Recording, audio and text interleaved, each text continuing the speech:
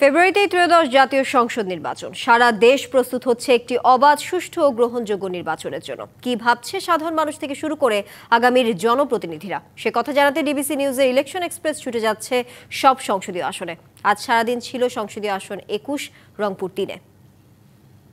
স্বাগত জানাচ্ছি CSRM DBC election এক্সপ্রেসে। এই মুহূর্তে আমাদের সাথে যুক্ত হয়েছেন বাংলাদেশ জামায়াতে ইসলামের কেন্দ্রীয় কমিটির কর্মপরিষদ সদস্য, রংপুর মহানগর জামায়াতের সাবেক আমির মাহবুবুর রহমান বেলাল। কথা বলবো তার সাথে। জুলাই অভ্যুত্থানের পরবর্তী সময়ে সামনের জাতীয় নির্বাচনটা আমাদের জাতীয় জীবনের জন্য অত্যন্ত গুরুত্বপূর্ণ এবং এই নির্বাচনের সামনে রেখে বাংলাদেশ জামায়াত ইসলাম যেহেতু একটি নির্বাচন কেন্দ্রিক দল, নিয়মতান্ত্রিক দল, জামায়াত ইসলামী এই নির্বাচন অংশগ্রহণ করবেন এবং সে লক্ষ্যে ৩০০ আসনেই প্রাথমিক প্রার্থী মনোনয়ন দিয়েছেন। সেই সময় আমি রংপুর সদরের ৩ আসনের প্রার্থী মনোনীত হয়েছি। আমি জনগণের মধ্যে যাচ্ছি বিভিন্ন এলাকায়। আপনারা জানেন যে আমাদের এই রংপুর সদর ৩ আসন, এটা সিটি কর্পোরেশন, ২৪টি ওয়ার্ড এবং আমাদের সদরের উপজেলার 5টি ইউনিয়ন নিয়ে গঠিত। আমি সবখানে যাচ্ছি এবং জনগণের আল্লাহর মতে ব্যাপক সাড়া পাচ্ছি। কি প্রতিশ্রুতি নিয়ে যাচ্ছেন?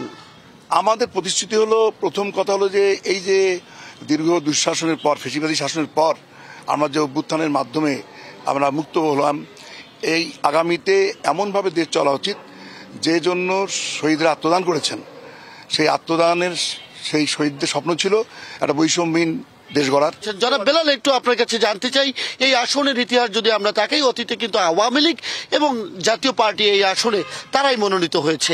এবার কেন সাধারণ মানুষ আপনার দল জামায়াতে ইসলামকে বেছে নেবে? এটা খুবই সুস্পষ্ট। আপনারা জানেন যে আপনার কথা ঠিক যে আওয়ামী লীগ এবং জাতীয় পার্টি এখানে অতীতে এমপি হয়েছিলেন, কিন্তু তারা দুটি দলেই বাংলাদেশের এই দীর্ঘ বিশেষ করে 15 বছরের ফ্যাসিবাদী শাসনের মূলত তারা এই ফ্যাসিবাদী শাসনের জন্য দায়ী। দুঃশাসনের বিরুদ্ধে জনগণ আপনাদেরকে বেছে নিবে। যে আরেকটি বিষয় একটু জানতে চাই, আওয়ামী লীগ এবং জাতীয় পার্টি ভোটের মাঠে না থাকলে জামায়াত কি কোনো সুবিধা পাবে? যদি পায় তাহলে আপনাদের মিত্র দল তো এবার আপনাদেরই সাথে প্রতিদ্বন্দ্বিতায় অবতীর্ণ হবে। সেক্ষেত্রে ভোটের মাঠে ফ্যাক্টর কাকে মনে করছেন? আসলে ব্যাপারটা হলো যে এখানে সুবিধা অসুবিধা প্রশ্ন হলো মানুষের মধ্যে একটা চেতনা জাগ্রত হয়েছে।